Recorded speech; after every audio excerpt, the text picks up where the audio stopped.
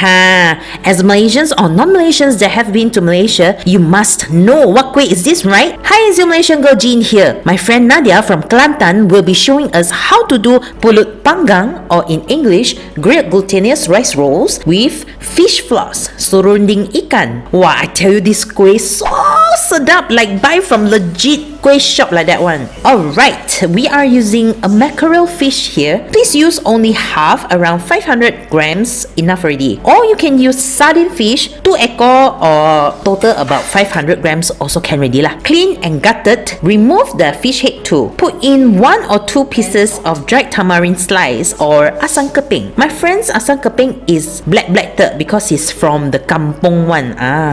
Now only half teaspoon of salt and only tiny wee bit of water, about 3 tablespoons. Okay, you are seeing we are doing like double the amount that I mentioned because we are actually cooking a big batch. What I'm telling you is the quantity to make 20 pieces of the Pulut Panggang. Now the fish, just now we are going to cook it over really slow and small flame until the water is dried up. Okay, because we're using mackerel that we have already chopped into big pieces like this, we can actually easily see that the fish is cooked.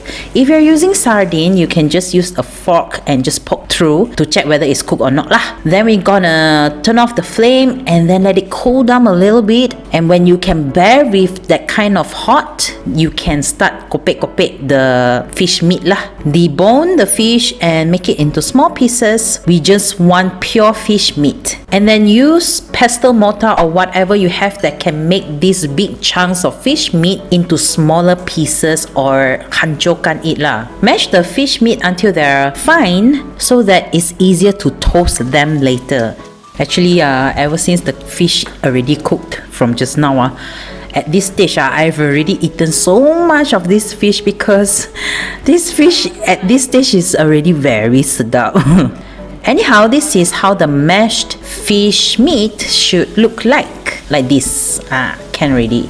Set it aside. Let's do some chili paste. The shallots here in Mauritania is very big, but if I were to translate it into the Malaysian shallot size, you should use 4 bulbs of shallots and 2 garlic cloves. Cut them into small pieces, and then not to forget 2 inches of ginger. Need to de-skin, okay? And again, tiny wee bit of water, like 3 tablespoons like that. And then kasih blend sama dia sampai super hancur like so. Okay, let's make the serunding. Yes, we are making serunding ikan, fish floss. Put in half cup of oil, any kind of oil. We need a lot of oil for this cooking process, okay? Let's tumis the blended paste first. Okay guys, we need chili boh or chili kisar, whatever you call it. It's actually dried chili that has been boiled, and then blend it and cook with salt and oil. You need to cook this mixture until pecah minyak. Medium flame lah because we don't want to burn the mixture, and this process takes a while, okay?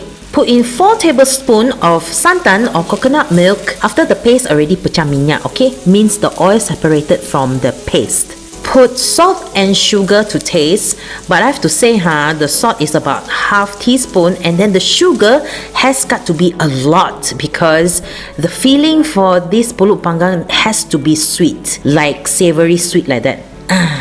Next, we're gonna add in the mashed fish meat and then just kacau, make it campur sebati, mix well, and then you just gotta keep toasting it until it dries up. Again, this process also takes long, and you have to keep tossing this whole thing around so that everything will be cooked evenly and dried up properly. Some burnt at the bottom of the wok is inevitable lah. And just so you know, this version is actually the Kelantan version, whereby we don't use prawns, we just use fish. About half an hour later, it should be dried like so, and then you can just take out and set it aside. Boy, our Nadia, so sweet. Now let's kasih settlekan the banana leaves first. I think for 20 pieces, 1 long banana leaf is enough lah. Rinse the banana leaves with water and then use your hand to kind of like scrub it a little bit here and there, just making sure that it's really clean. Lai, come, I become pengawas. I check for you all. Yes, it's very clean. Approve. Pass. And then you just make sure that they are dry as well. Just use kitchen towel and then just dry it. See, this Nadia is making sure every inch, every corner is clean and dry properly, front and back. After it's clean and dry, you can use your palm as the size of the banana leaf that you should cut. Like so. Actually, you can just tear using hands lah, and then the tip you can just cut with a knife.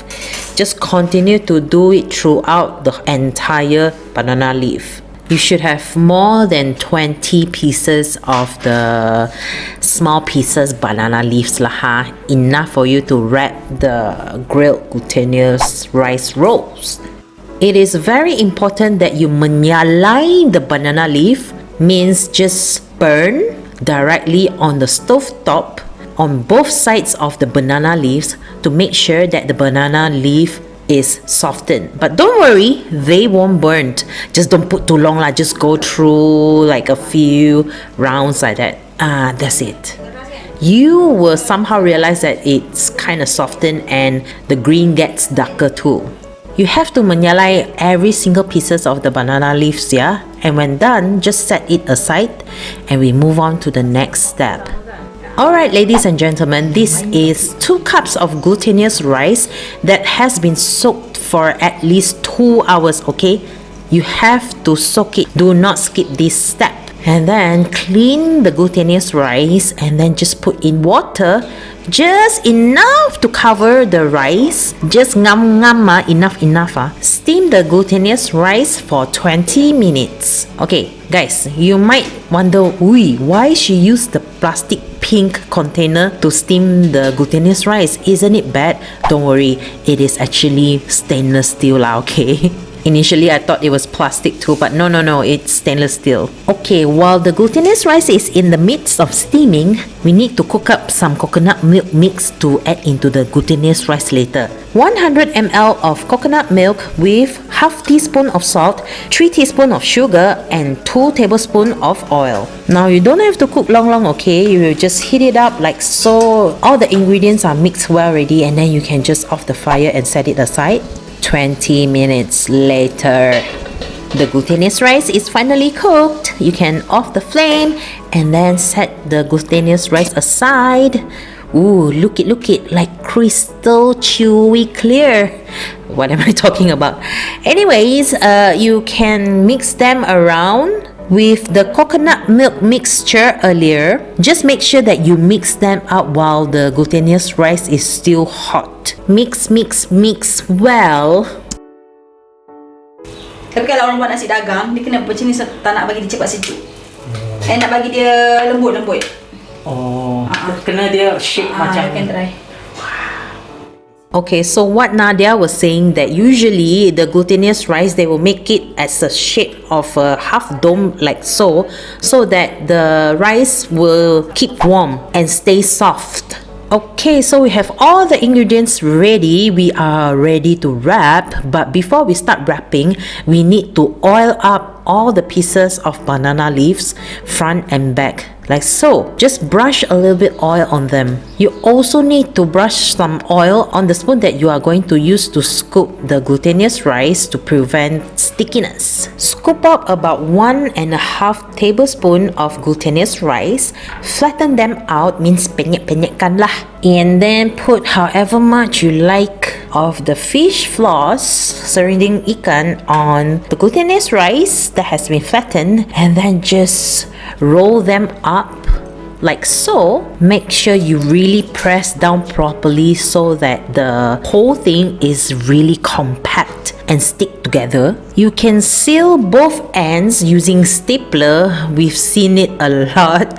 The hawkers all do that, but for us, we use toothpick lah, like nicer bit lah, like kampung traditional-ish. You can break the toothpick into half and then use it to seal both ends, okay? Like how Nadia is doing. I don't know how to explain it to you in words, but here you go. Cantik sekali. So I'm doing this close-up shot to have you look at it the second time on how Nadia does it. So you can also use banana leaf to flatten the glutinous rice, and then everything else is the same lah. Okay, just make sure when you roll the rice, you compact the rice as well so that, you know, it stays in shape. Ooh, so many birds chirping. Okay, so guys, just do until your ingredients are finished. Again, you should be getting around 20 pieces lah, ha? Ooh, okay, cantik sekali, cantik again. Good job, Nadia. So next, we proceed to grill it.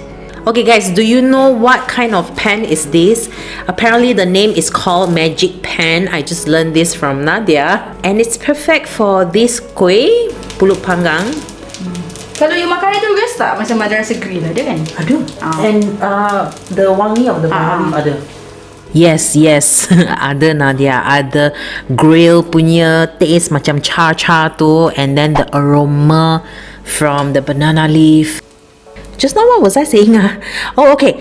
So I was saying this magic pan is perfect for this kuih because it leaves the, you know, the line grill marks on the banana leaf. However, if you do not have this pan, don't worry. You can use just normal pan. Just brush on some oil on the surface of the pan and then start cooking it. We are not really grilling per se lah. This is, but still taste and look like grill. Thank you Nadia for showing us how to do this awesome, delicious pulut panggang grill glutinous rice rolls at home and taste so good.